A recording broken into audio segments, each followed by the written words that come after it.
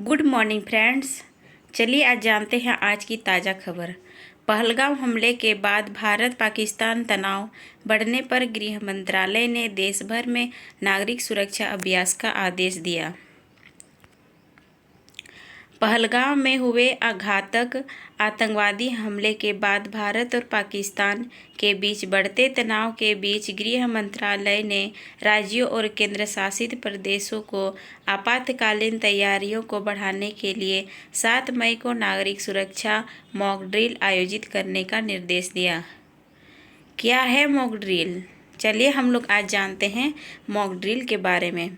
Mock drill एक ऐसा पूर्व नियोजित अभ्यास है जिसमें आपदा की स्थिति का नाटकीय ढंग से प्रदर्शन किया जाता है ताकि यह देखा जा सके कि लोग उस समय कैसी प्रतिक्रिया देंगे। इसमें कई बार असली जैसी स्थिति बनाई जाती है, जैसे कहीं आग लग गई हो, आतंकी हमला हुआ हो या भूकंप आया हो। कहाँ होगी मॉक ड्रिल? देश के 244 वर्गीकृत नागरिक सुरक्षा जिले में शहर से लेकर गांव तक होगी मॉक ड्रिल। मॉक ड्रिल में 5 बातों पर जोर दिया जाएगा। हवाई हमलों की चेतावनी देने वाले सायरन को बजाया जाएगा।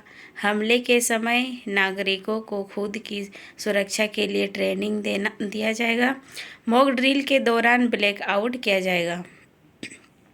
महत्वपूर्ण कारखानों और ठिकानों को हमले के वक्त छिपाया जाएगा।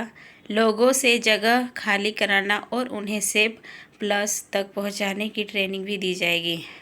गृह मंत्रालय ने कई राज्यों में दिए मॉक ड्रिल के निर्देश। 7 मई से ब्लैकआउट एक्सरसाइज करने को कहा।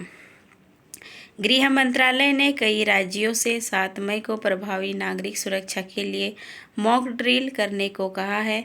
ड्रिल के दौरान किए जाने वाले उपायों में हवाई हमले की चेतावनी देने वाले सायरन का संचालन, शत्रुतापूर्ण हमले की स्थिति में खुद को बचाने के लिए नागरिक सुरक्षा पहलुओं पर नागरिकों, छात्रों आदि को प्रशिक्षण देना, क्रैश ब्लैकआउट उपायों का प्रावधान, महत्वपूर्ण संयंत्रों को जल्दी छिपाने का प्रावधान और निकासी योजना का अद्यतनीकरण और उसका पूर्वाभ्यास शामिल है। ऐसे में समझने की कोशिश करते हैं कि इस तरह की मॉक ड्रिल क्यों कराई जाती है, साथ ही इसके पीछे का उद्देश्य क्या होता है, क्यों होता है मॉक ड्रिल।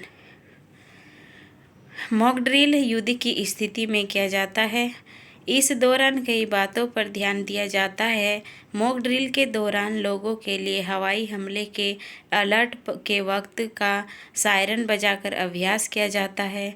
हमलों के वक्त नागरिक, छात्रों आदि को खुद की सुरक्षा के लिए ट्रेनिंग दी जाती है। हालांकि मॉक ड्रिल के दौरान ये बड़ा लेवल पर नहीं किया जाता है। क्या है इसका उद्देश्य? सभी राज्यों और केंद्र शासित प्रदेशों में नागरिक सुरक्षा तंत्र की तत्परता का आकलन और उसे बढ़ाना है। नागरिक सुरक्षा अभ्यास के विवरण। चलिए हम लोग जानते हैं इसे के सुरक्षा अभ्यास के विवरण के बारे में। मॉक ड्रिल की तारीख 7 मई को देश भर में ब्लैकआउट और हमले की मॉक ड्रिल आयोजित की जाएगी।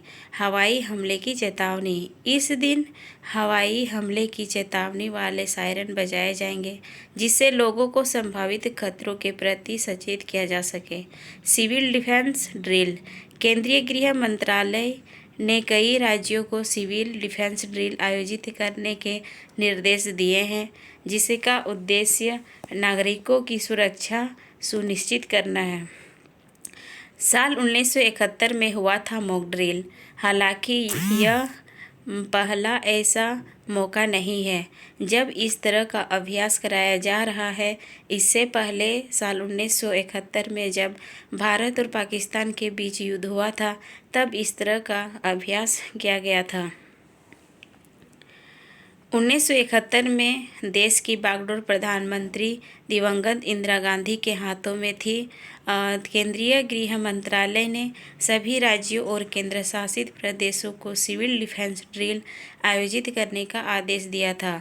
इसमें एयर रेड सायरन यानी हवाई हमलों की चेतावनी, ब्लैकआउट और लोगों को शेल्टर में ले जाने की प्रैक्टिस शामिल थी। इसके लिए संचार के माध्यमों खासकर आकाशवाणी से संदेश प्रसारित किए जाते थे।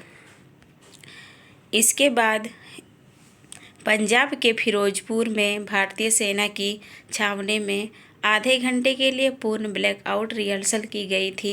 इलाके में तैनात पुलिस सड़कों से गुजर रही गाड़ियों को रोककर उनकी लाइटें बुझाने का आग्रह कर रही थी। मॉक ड्रिल अभ्यास में शामिल लोग।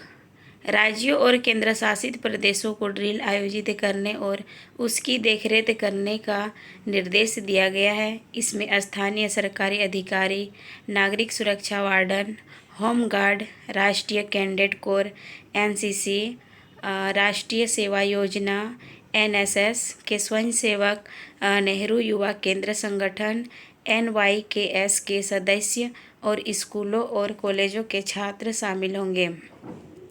गृह मंत्रालय के एक आदेश में कहा गया है, पहलगाम में 22 अप्रैल को जम्मू और कश्मीर में 26 लोगों की जान लेने वाले हमले को पाकिस्तान समर्थित आतंकवादी समूह से जोड़ा गया था, जिससे द्विपक्षीय संबंध खटास की स्थिति में आ गए थे।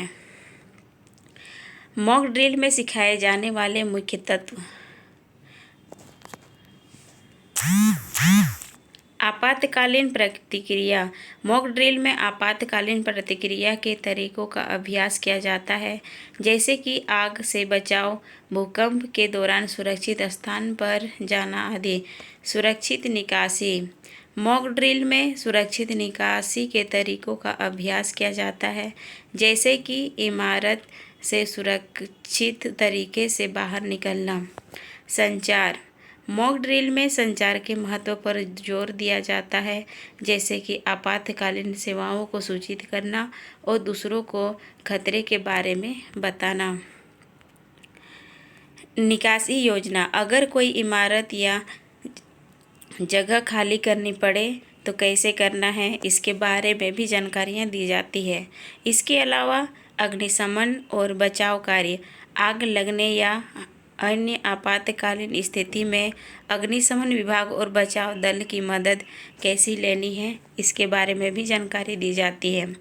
अग्निशमन के तरीके। आग को पहचानना और रिपोर्ट करना। आग बुझाने के लिए अग्निशमन उपकरणों का उपयोग करना। आग को फैलने से रोकने के लिए कदम उठाना। अब बचाव के कार्य के उद्देश्य देखते हैं।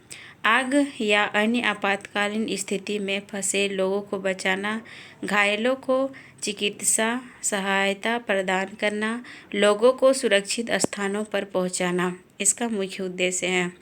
धन्यवाद। इसी तरह का करंट न्यूज़ जानने के लिए हमारे साथ बने रहिए। Thank you.